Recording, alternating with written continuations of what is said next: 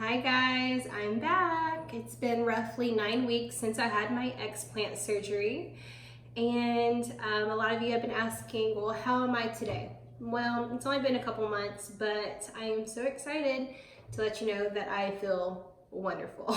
I haven't been this happy since I can't remember, maybe early last year when I was feeling somewhat normal. A lot of you who have been following my breast implant illness journey and seen my previous videos and blogs and posts on Instagram know kind of what I was going through towards the end of the year. I took my implants out on December the 4th, and I haven't looked back. I mean, I've kept these things, and they're actually kind of turning yellow. You might not be able to see it on the video, but there's a slight color change as they sit out, I guess. But removing these things was the best decision I've made for my health in a long time. And it's very interesting because more and more news is actually starting to come out regarding breast implant illness. And 2 days ago, the FDA actually released some very important information stating that all breast implants can cause cancer. The cancer is called anaplastic large cell lymphoma, which is specific to breast implants. And what happens is when your scar tissue, because every implant that's inserted into your body will form a red, like scar tissue capsule around every implant, because it's the body's way of fighting off the implant and kind of distancing itself from the implant. And this is why if you're getting a breast explant, it's important to find a surgeon who will remove the capsule and the scar tissue as well. Some surgeons, they typically just take out the implant and they leave all that nasty scar tissue inside you, and over the time you've had your implants, the implants, even if they're not ruptured, they leak. It's called gel bleed. These things are permeable, and the silicone can actually leak through the pores. So a lot of people do not know this, and they go into your capsule, and then the capsule harbors all the ingredients making you sick.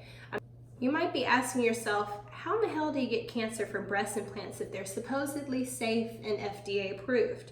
Well, I've kind of hit on a few of the ingredients like in my past videos, but I'm going to read off some more ingredients for you.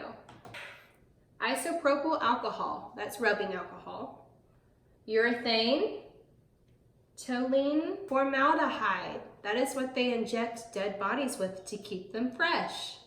Talcum powder, ethylene oxide, which is a carcinogen, xylene, which is a neurotoxin, stearic acid, zinc oxide, lacquer thinner, printing ink, metal cleaning acid, silica, hexon, lead-based solder, sodium fluoride, polyvinyl chloride, which is actually a neurotoxin, acetone, which is a neurotoxin, methyl ethyl ketone, which is another neurotoxin. Now, let's get to the heavy metals inside of silicone, shall we?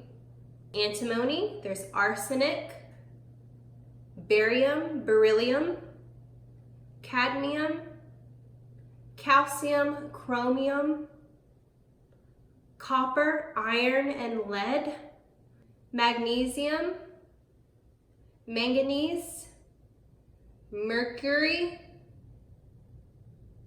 potassium, selenium, silver, sodium, thallium, vanadium, and lastly, zinc. When you listen to all these ingredients that make up these silicone implants, it explains why people get sick. It explains the neurological issues, it explains the cancer, it explains all of my symptoms for sure. It's not just silicone-filled implants, it's also saline. And you want to know why? Doctors will not tell you this whenever you go in for saline implants, but the shell, this little covering that harbors the filling on saline implants, is made of silicone. Seriously, saline implants have silicone. The part that touches your body in saline implants is silicone. It's all silicone.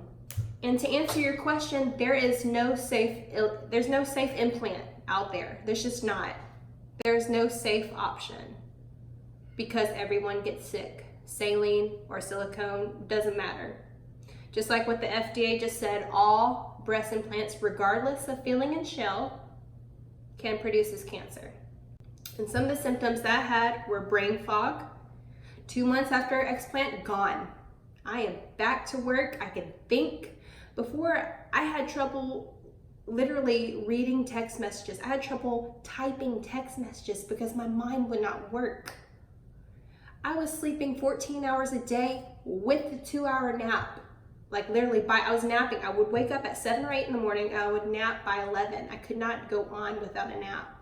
So I was practically bedridden. I did not, and when I was awake, I was tired all the freaking time. I felt like my eyes were literally trying to shut every minute of the day. 2 months after explant, I have so much energy that I don't know what to do with. I feel very productive. I'm back to working out 5 times a week, which I've lost 10 pounds already, which would not come off when I had my implants. No matter what I did, the weight wouldn't budge. I was puffy, and a lot of it was inflammation. I had severe joint pain, so I actually stopped lifting weights around August of last year. It hurt to walk. My knees hurt so bad. And 2 months after explant, gone. Gone, gone, gone. And a lot of you are aware of my Chiari malformation diagnosis, which I actually have my second MRI for that on the 12th, so next week. Since explant, well, before explant, I had headaches every single day when I had my implants. After explant, now I have them maybe once a month. And for a Chiari malformation, the classic sign is a headache. And so by taking my implants out, that has helped me with my brain condition. So that's a win.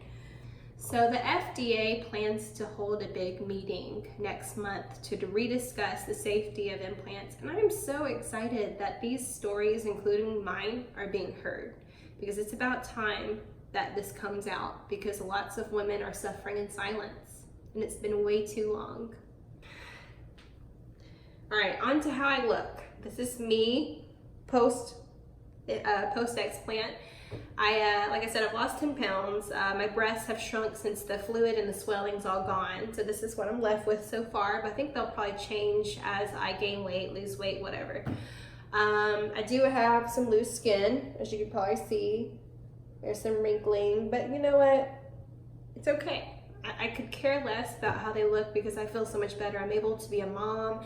I'm able to be a wife again. I'm able to work out again. I mean, everything literally was suffering when my world came crashing down.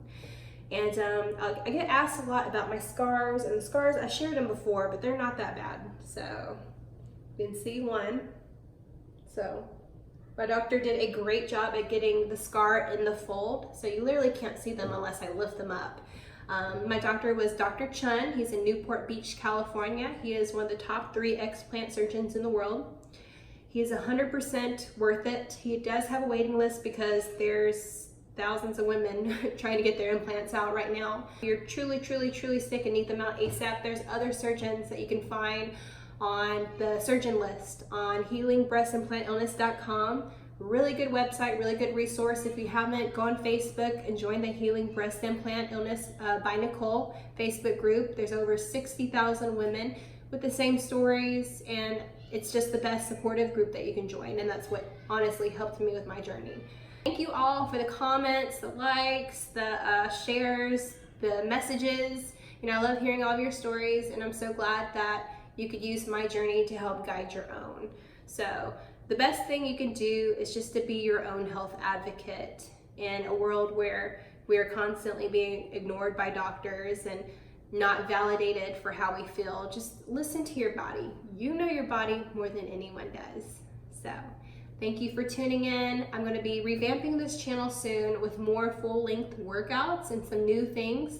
So be sure to hit that subscribe button to follow along. Have a wonderful weekend.